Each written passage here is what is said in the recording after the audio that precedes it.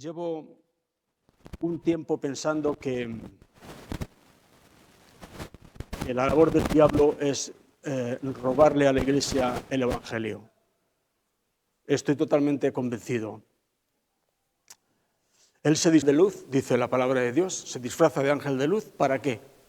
¿Para qué? ¿Para engañar a quién? ¿Al mundo? Al mundo no, al mundo ya lo tiene engañado. ¿A quién quiere engañar el diablo? A la Iglesia. Y él dice que tiene ministros. Mira, todos nosotros sabemos que Jesucristo tiene sus ministros. Confío en que soy uno de ellos. Y seguramente más de uno de vosotros también, me refiero en el sentido de la predicación de la palabra. Jesucristo tiene sus ministros, pero ¿sabe? La palabra de Dios dice que Satanás tiene también sus ministros, que se disfrazan al igual que él también de ángeles de luz. ¿Para engañar a quién? ¿Al mundo? Pues no necesita ser engañado, pobre mundo, más engañado que está ya es imposible. Para engañar a la Iglesia. Y hace 15 días, que la semana pasada no estuve, comentábamos un poco esto, que el diablo, su labor grande es robarnos el Evangelio. Él quiere robarnos el Evangelio. Los últimos tiempos, creo que es algo de toda la época de la Iglesia, pero yo no he vivido otras épocas de la Iglesia, he vivido la mía. Siglo XX, lo que llevamos del XXI, y es lo que conozco y es de lo que puedo hablar. Y puedo dar testimonio de que se empeña grandemente en robarle a la Iglesia el Evangelio. Si el diablo consigue instaurar en la Iglesia algo que no es el Evangelio, tendrá un montón de esclavos. Es de lo que trata, ya que otra cosa no puede hacer, porque la obra de Cristo no la puede romper, no la puede quitar, pero lo que sí puede hacer es ocultarla. Y si no tenemos un conocimiento claro de la obra de Cristo, está echando a perder de alguna manera la labor del Señor y nuestras vidas. De manera que, lo vuelvo a repetir, creo que una de las labores grandes que tiene la Iglesia en este tiempo es recuperar el Evangelio. Recuperar el Evangelio. Recuperar el Evangelio. Bendito sea el nombre del Señor. Leemos en Romanos 4, el versículo 25, porque yo creo, podríamos coger otra multitud de versículos de la palabra de Dios, pero he cogido estos tres en esta mañana y creo que estos tres versículos encierran perfectamente lo que es el Evangelio, sin más. Dice Romanos 4, 25 que el cual, se refiere, como termina el versículo anterior, a Jesús, Señor nuestro, el cual fue entregado por nuestras transgresiones y resucitado para nuestra justificación. Esto es Evangelio. Jesús fue entregado por nuestras transgresiones, quiere decir por nuestros pecados, y fue resucitado para nuestra justificación. Mira esa palabra. Fue resucitado para nuestra justificación. Hechos de los Apóstoles, 3 versículos leemos en esta mañana. Hechos de los Apóstoles, capítulo 13, un poquito atrás. Hechos 13, el versículo 38 en adelante, dice: Sabed pues esto, varones hermanos, está hablando a los creyentes, que por medio de él, por medio de Cristo, se os anuncia perdón de pecados. Esto es Evangelio.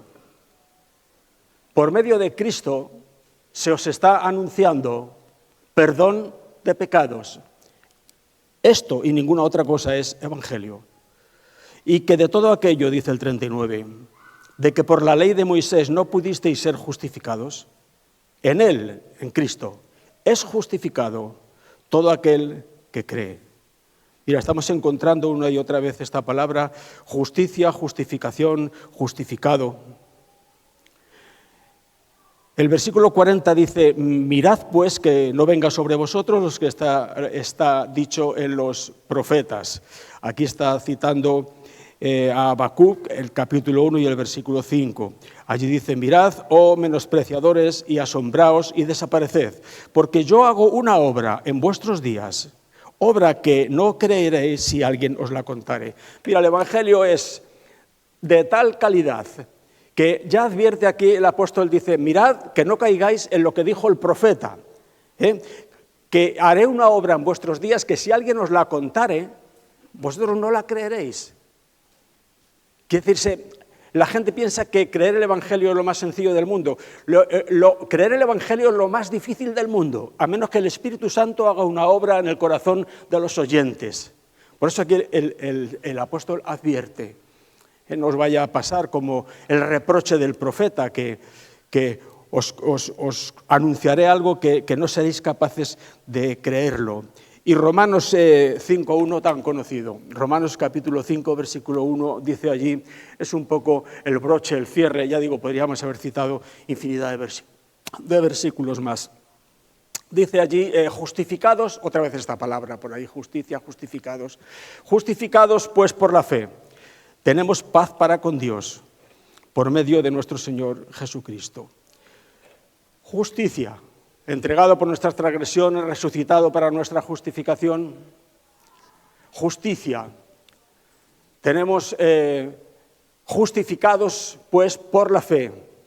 Tenemos paz para con Dios. De todo aquello que por la ley de Moisés no pudisteis ser justificados, en él es justificado todo aquel que cree. Justificado, justicia. Mira, hermano mío, la persona, el cristiano que no entiende la justicia, no entiende el Evangelio. Fíjate si es fundamental. Toda persona que no entiende la justicia de Dios en Cristo, no entiende el Evangelio, no puede entenderlo. En Romanos 1.17, conocéis también un montón de citas en esta mañana. Romanos 1.17, que dice el apóstol Pablo, casi que estoy por leerlo con todos vosotros. Estamos cerca, pasamos un poco adelante de los Hechos. Es el versículo que llevó a los reformadores en el siglo XVI a revolucionarlo todo. Pero no inventaron nada nuevo. Esto estaba en la Escritura, esto es la doctrina de Dios por medio del apóstol Pablo. Dice Romanos 1.17, porque en el Evangelio... Estamos hablando del Evangelio, de predicar el Evangelio, de recuperar el Evangelio, de que el diablo no nos robe el Evangelio. Dice aquí que en el Evangelio, la justicia de Dios, otra vez esta palabra, en el Evangelio la justicia de Dios se revela por fe y para fe. Como está escrito, el justo por la fe vivirá. En el Evangelio se revela la justicia de Dios. Mira, en el Evangelio, en la predicación del Evangelio, se da la revelación de la justicia de Dios. Quiero decir, ya lo comenté en otra ocasión, que cuando Lutero peleaba con este versículo y él leía acerca de la justicia de Dios, él entendía la justicia de Dios como la justicia que te ajusticia. ¿Entiendes eso? Cuando alguien comete un delito, se oye, ¿no? Que dice, pues que caiga sobre él todo el peso de la justicia. Entonces, cuando este reformador leía de la justicia de Dios en la Biblia, siempre entendía la justicia de Dios como algo que cae sobre ti por tu pecado. Pero él entendió algo que tiene que entender la Iglesia y no soltarlo jamás. Y es que la justicia de Dios no es la justicia que nos ajusticia, sino la justicia que nos justifica. Es la justicia que nos hace justos. Eso se revela por medio del Evangelio. Eso es Evangelio. Vas a las iglesias, la que no se dedica, siempre digo no todas, porque lógicamente no pueden ser todas, puesto que el Señor dice que se ha reservado 7.000 que no han doblado la rodilla ante los Baales. Yo muchas veces así con un poco de mala idea le digo, Señor, no sé dónde los tienes, pero si tú has dicho que los tienes, es que los tienes, no te lo voy a discutir. Pero veo que se predica mucho, aparte de cantidad de marrullerías y de tonterías, se predica mucho la ley. Pero nosotros no hemos sido llamados a predicar la ley. Hemos sido llamados a predicar el Evangelio. En el Evangelio se revela la justicia de Dios que nos hace justos por medio de Cristo. En el Evangelio se nos ofrece el perdón de nuestros pecados por medio de la persona de Jesucristo. La ley no predica esto. Juan 1.17 dice allí que la ley por medio de Moisés fue dada, ¿sí? Pero la gracia y la verdad, esto es otra cosa, vinieron por medio de Jesucristo. Nosotros no predicamos la ley. ¿Sabes que la Biblia dice que el poder del pecado es la ley? ¿Leíste eso? Te doy la cita por si a alguien le suena un poco disparatados. 1 Corintios 15, 56. El poder del pecado es la ley. Donde no hay ley no se puede acusar ni condenar a nadie por el pecado. Sí, está en la Escritura. Pero cuando la ley viene, dice Pablo que por medio de la ley es el conocimiento del pecado.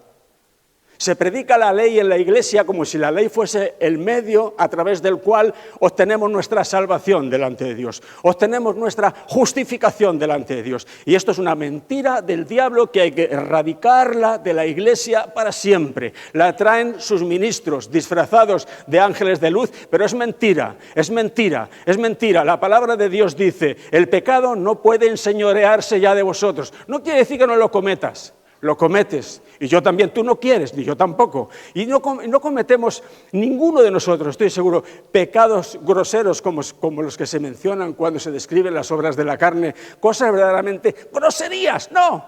Estoy convencido de que no, pero, como dice el catecismo de la Iglesia Católica, el pecado puede venir de pensamiento, palabra, obra u omisión.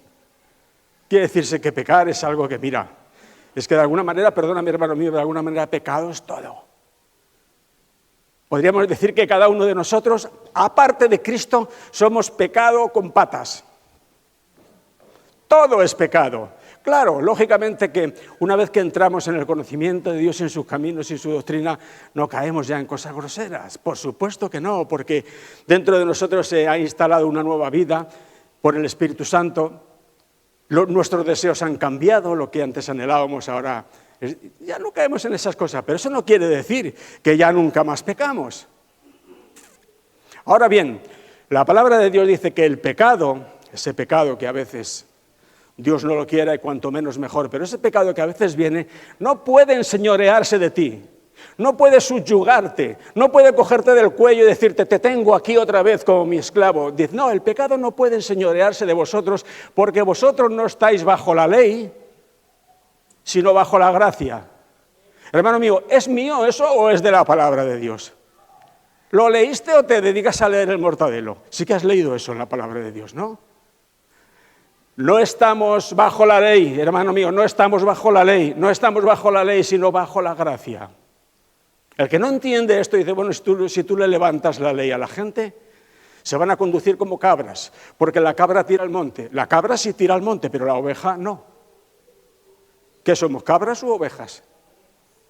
Dice Jesús, no se le puede pedir uvas a los espinos ni higos a los abrojos. No se lo pidas porque no te lo va a dar.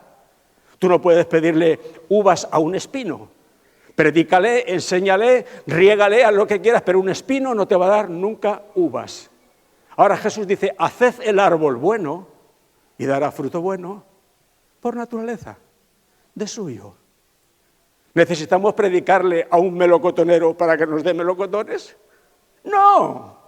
¿Por qué? Porque es su naturaleza darlo. Tenemos una nueva naturaleza. Tenemos la naturaleza de Dios en nuestros corazones. Y ya no estamos bajo la ley, estamos bajo la gracia. Ahora opera dentro de nosotros algo nuevo y algo distinto. La gracia de Dios en Cristo. ¿Y quién no entiende esto? Hay quien piensa que si no estamos con el látigo de la ley detrás de la gente no va a funcionar. Todos aquellos que funcionan por temor al látigo de la ley son esclavos, esclavos, esclavos, esclavos. Y Dios no quiere esclavos, Dios quiere gente libre. Si el Hijo os libertare, dice Jesús, seréis verdaderamente libres. Y el Hijo nos ha dado libertad. ¿Cómo? Pagando por todos nuestros pecados. Primera de Pedro 2:24. Él llevó todos nuestros pecados en su cuerpo sobre el madero. ¿Sí o no? Los ha quitado. A veces la gente anda con unos fardos de pecados a cuestas, pero tú eres cristiano, tú eres creyente, te engañaron, el ministro que a ti te ministra es un ministro de Satanás o es un ministro de Dios, ¿o qué es lo que te pasa? La palabra de Dios dice que Cristo se llevó todos nuestros pecados en su cuerpo sobre el madero. Esto es libertad, amigo mío, esto es libertad. Esto es libertad. Dice Romanos 2 Corintios 5, 21 creo que es, al que no cometió pecado, estamos hablando del único que no cometió pecado, dice la palabra que por nosotros Dios lo hizo pecado, para que nosotros fuésemos hechos la justicia de Dios en él. Ahora, todos los que creemos en Cristo, todos los que creemos en su persona, en su sacrificio, en que fue entregado por nuestras transgresiones y resucitado para nuestra justificación, los que creemos eso, ahora somos justicia de Dios. ¿Cuántas veces hemos predicado esto? Y lo predicaremos, porque esto no se puede decir, bueno, es un tema que ya se ha predicado, ahora hay que dejarlo y pasar a otro tema. No, esto es el Evangelio. Y hay que predicarlo y repetirlo, porque si no se meten historias raras que nos vuelven a esclavizar. Somos personas libres en Cristo. Él nos ha dado libertad, llevándose todos nuestros pecados y concediéndonos la justicia de Dios.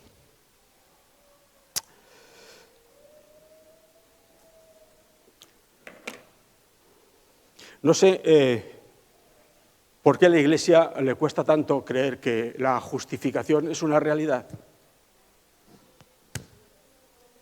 Es una realidad. Le cuesta captarlo. Pero la justificación no es algo que se nos dará mañana cuando vayamos al cielo.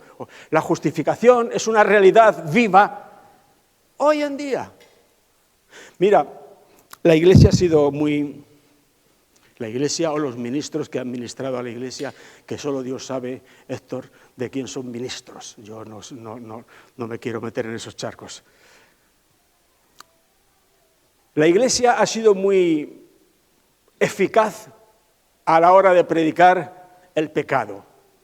No sé tú dónde has nacido y en qué iglesias has crecido, pero yo sí sé dónde he nacido y dónde he crecido y lo que he oído. Y llevo ya, pierdo la cuenta, pero yo creo que anda la cosa rayando ya a 50 años que llevo en los caminos del Señor. Me convertí cuando tenía 22.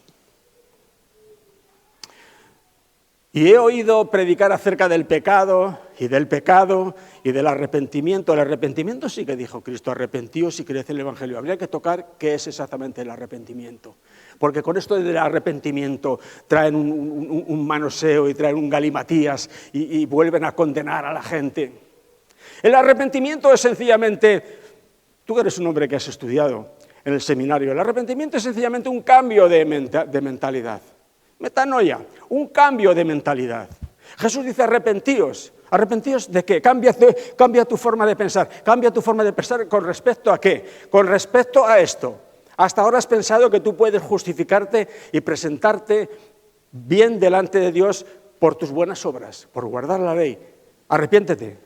Cambia tu manera de pensar. Y cree en el Evangelio. El Evangelio es que en Cristo tenemos perdón de pecados. ¿Y yo qué hago? Tú nada. Tú creer en Cristo. Mira, si te fijas en todo el Nuevo Testamento, mi hermano, no hay otra demanda que creer. Cree en el Señor Jesucristo y serás salvo tú y tu casa.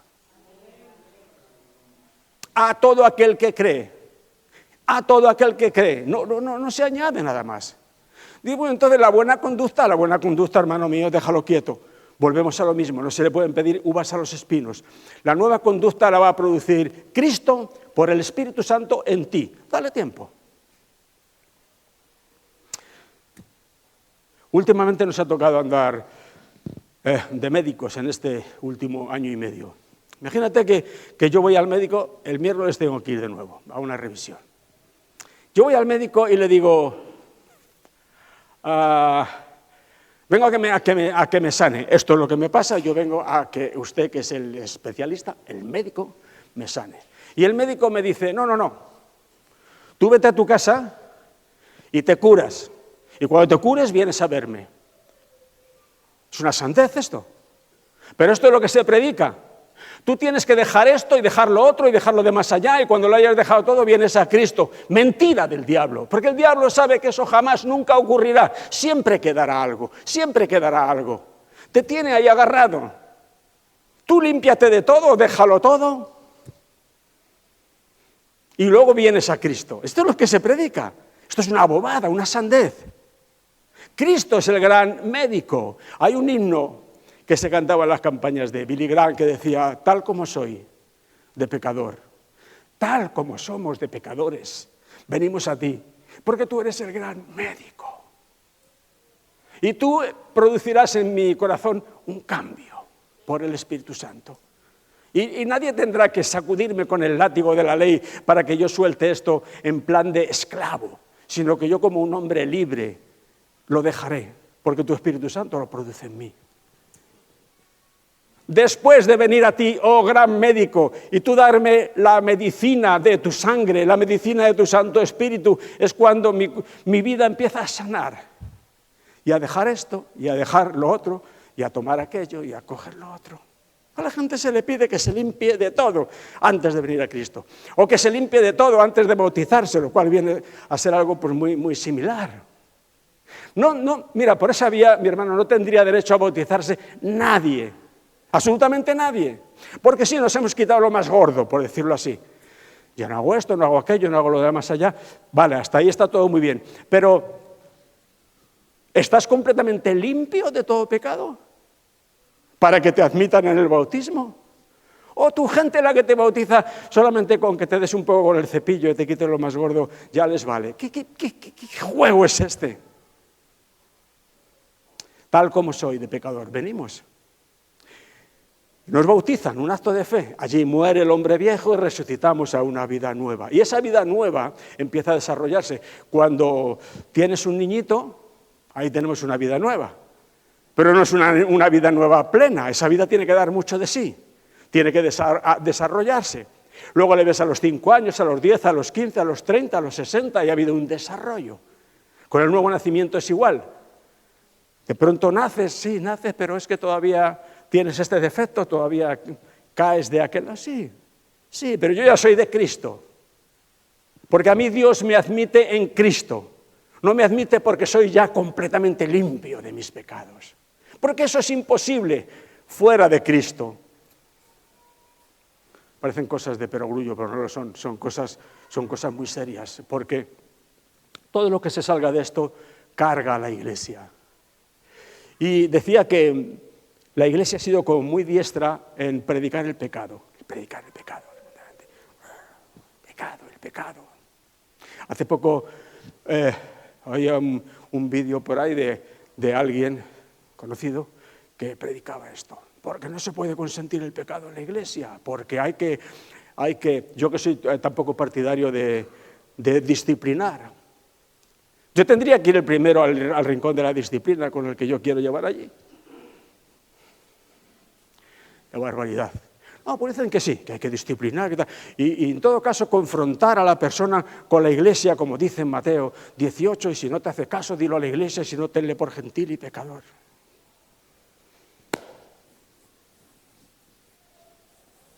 Dilo a la Iglesia no, dilo a la asamblea, dilo a la congregación, porque la Iglesia en ese tiempo, cuando Cristo predicaba eso, la Iglesia no existía.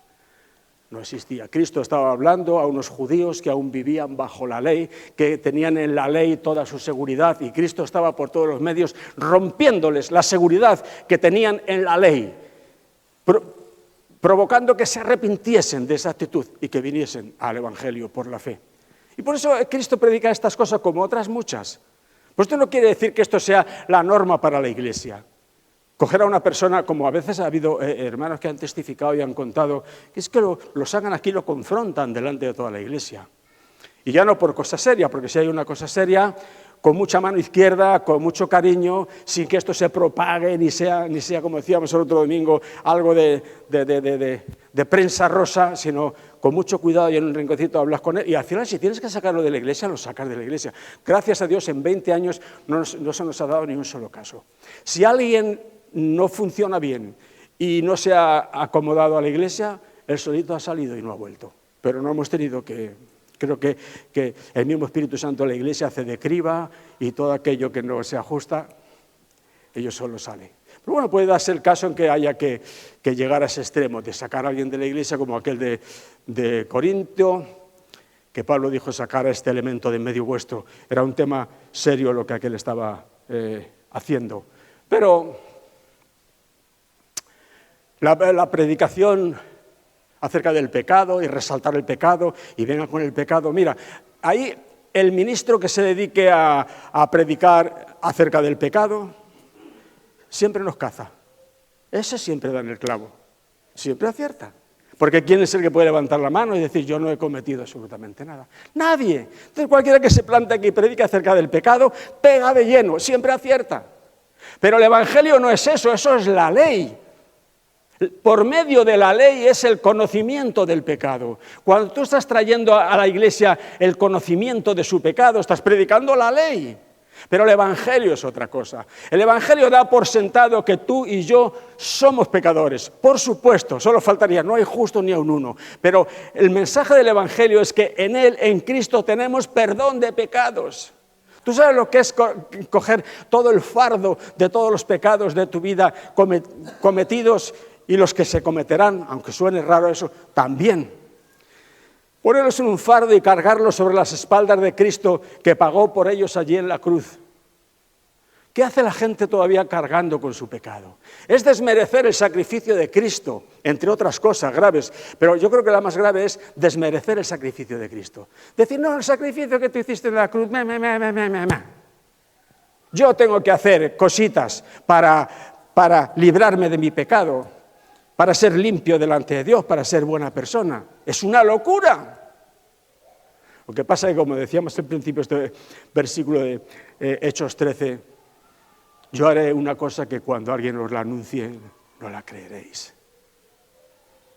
Ahora, si escuchamos al diablo que viene con sus tonterías, que caen también a la mente carnal, son tan lógicas para la mente natural que la gente lo acepta y dice amén. Pero cuando predicas el Evangelio, que es locura para la mente natural, hermano mío, no es una locura que el Verbo eterno, el Hijo de Dios, se haga carne y muera en una cruz por tus pecados y por los míos, se lleve todos tus pecados y te regale la justicia de Dios, de forma que tú ahora delante de Dios eres una persona tan justa como Jesús. Porque cuando Dios te mira ya no te ve a ti, ve a Cristo, porque tú estás en Cristo. ¿No es esto una locura? Claro, yo haré una cosa que cuando se os anuncie no la creeréis. Pero el apóstol lo dice como diciendo, no caigáis en el reproche del profeta Habacuc, no caigáis, porque esto es un reproche a fin de cuentas. Salir de esa actitud del corazón, creerlo cuando se os anuncie esto, porque esta es la verdad. En Cristo se os anuncia perdón de pecados. Digamos que la ley fue dada por medio de Moisés, pero la gracia y la verdad vinieron por medio de Jesucristo. Nosotros no predicamos la ley, no predicamos la ley, porque por medio de la ley ningún ser humano será justificado delante de Dios. Entonces, ¿para qué predicarla? ¿Para qué? Dice Pablo en Romanos, no sé si es 3:21 también, claramente que por medio de la ley ningún ser humano, ninguna carne, dice otra versión, será justificada delante de Dios. Entonces, ¿para qué predicarla? ¿Para qué predicar algo que no funciona?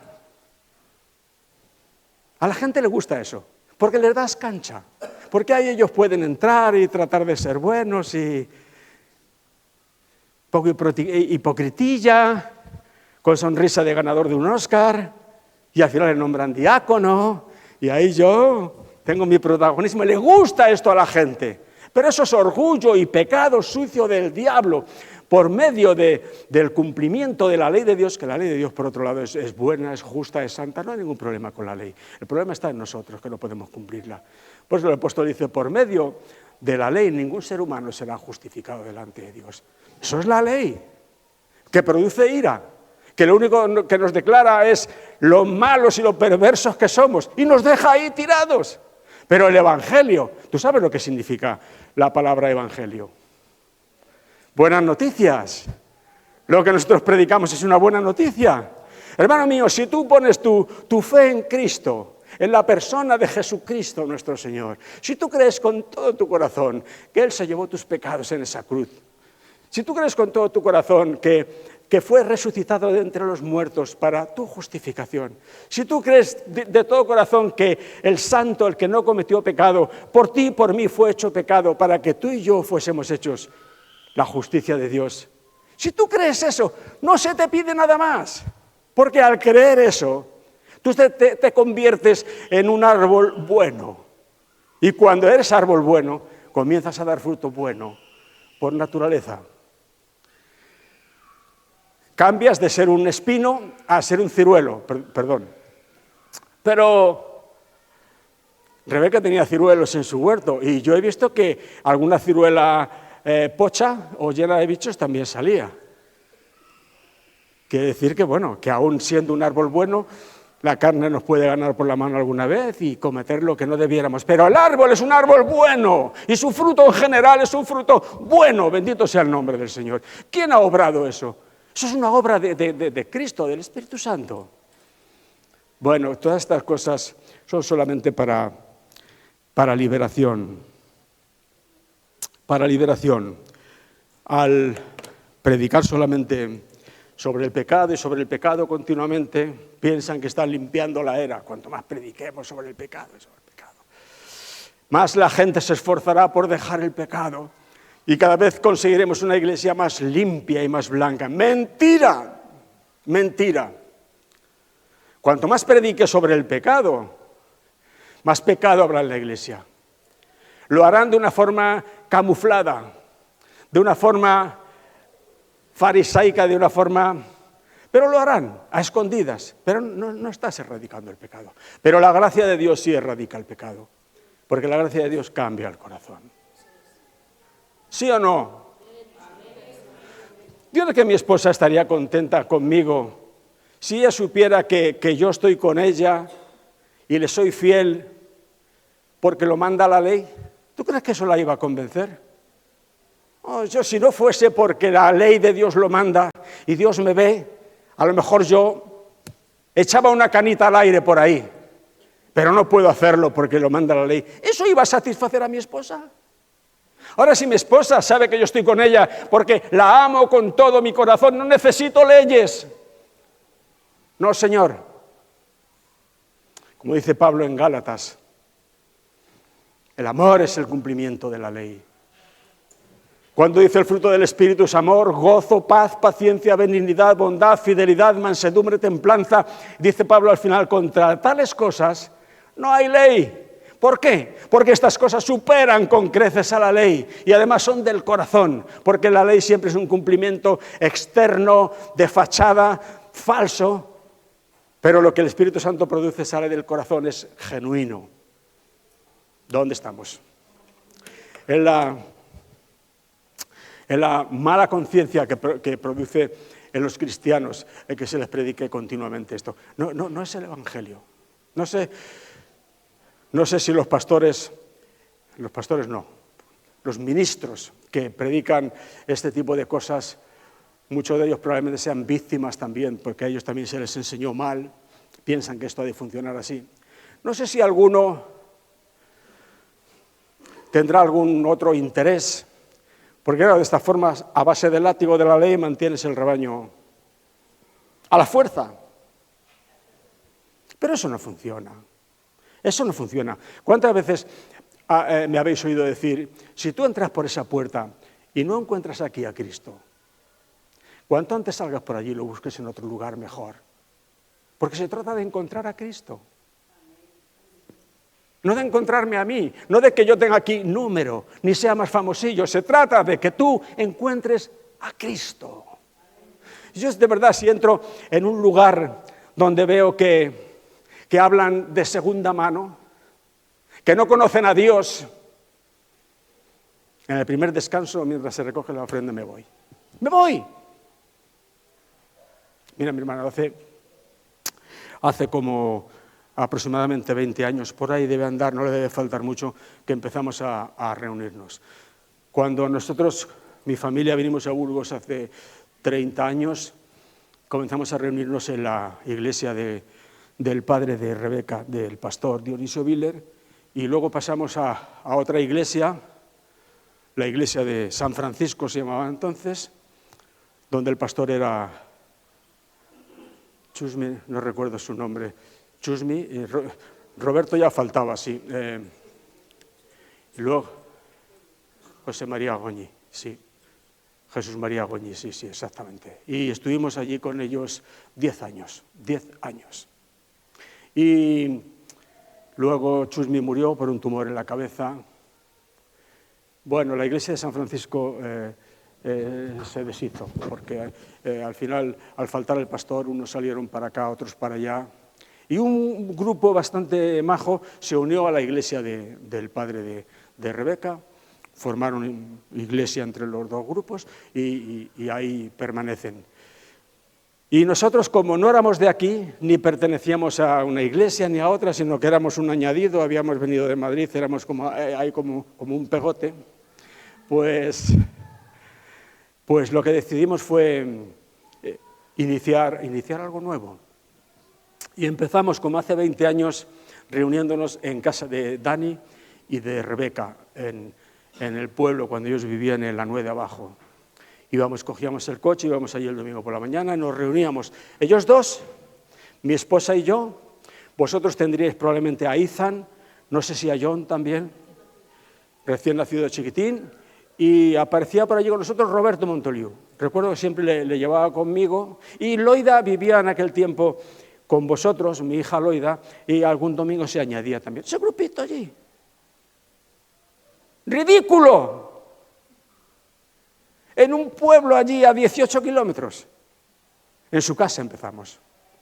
Y un buen día dimos el salto a Burgos y abrimos un localito en la calle San Francisco, pequeño. No sé si sería tan grande como la entrada de la iglesia, pequeñito. Y pusimos un rótulo allí, iglesia evangélica. Vino Lincoln, que ahora está en Inglaterra. Dijo, sí, es que vi la señal, decía él, y vine. Vinieron Chucks y James, y vino Everett y su esposo, empezaron a venir. Qué alegría para nosotros ver que el Señor enviaba gente a la iglesia. Y así empezamos.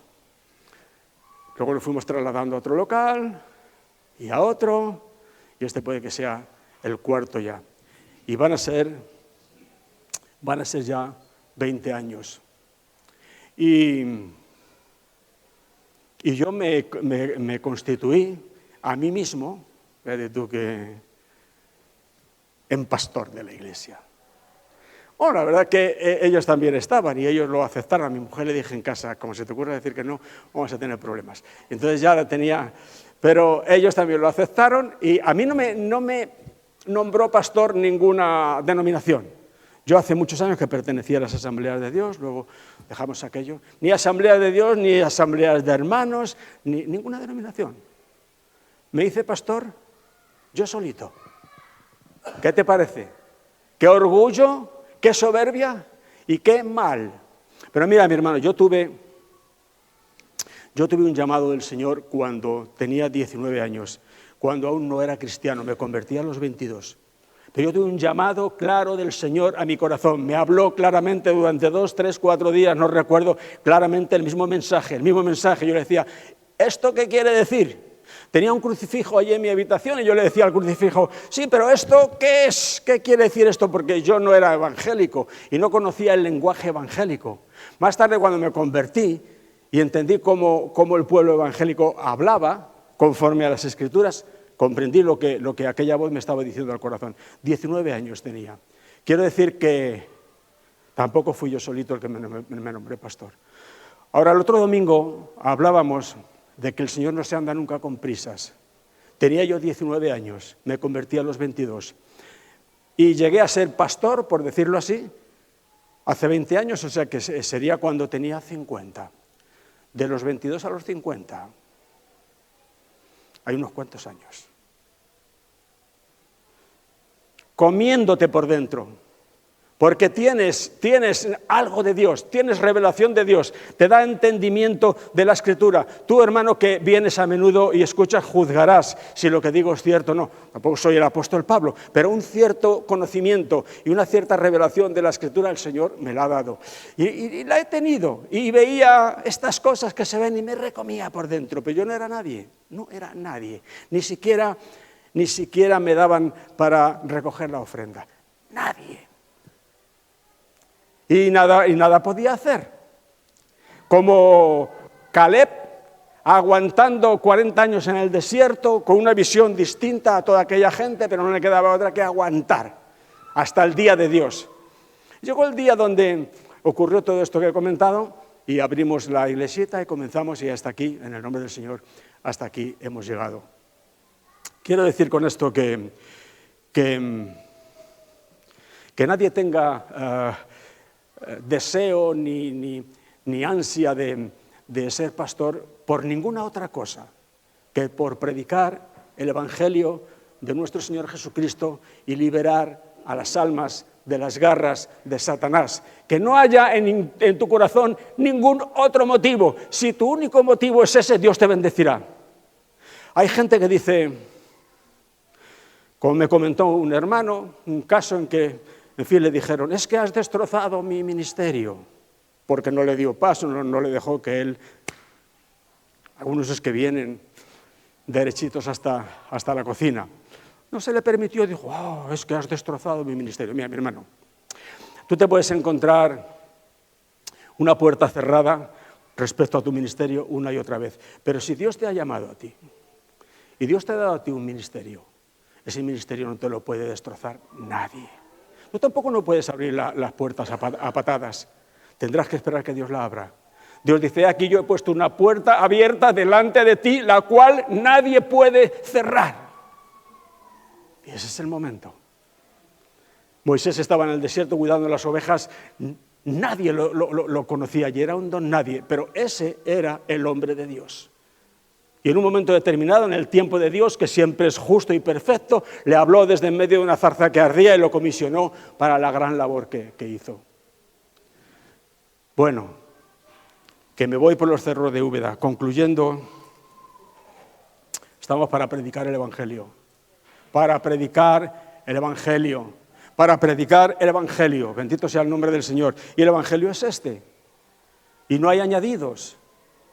Leía un pasaje de una página donde ponen temas del pastor Spurgeon y decía por allí, si tú has llenado la iglesia por medio de un carnaval, tendrás que dar un carnaval todos los domingos si quieres que vuelvan.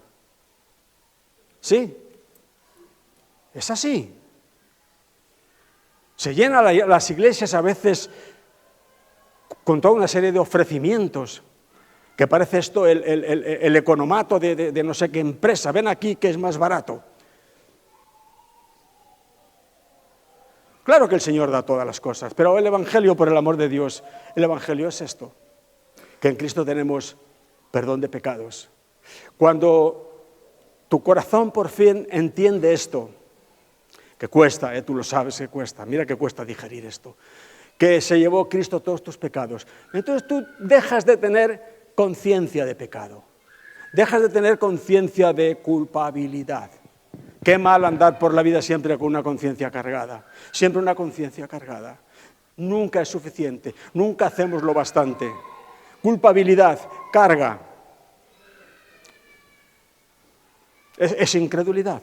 Es o bien incredulidad o bien falta de conocimiento de lo que realmente Cristo ha hecho por nosotros.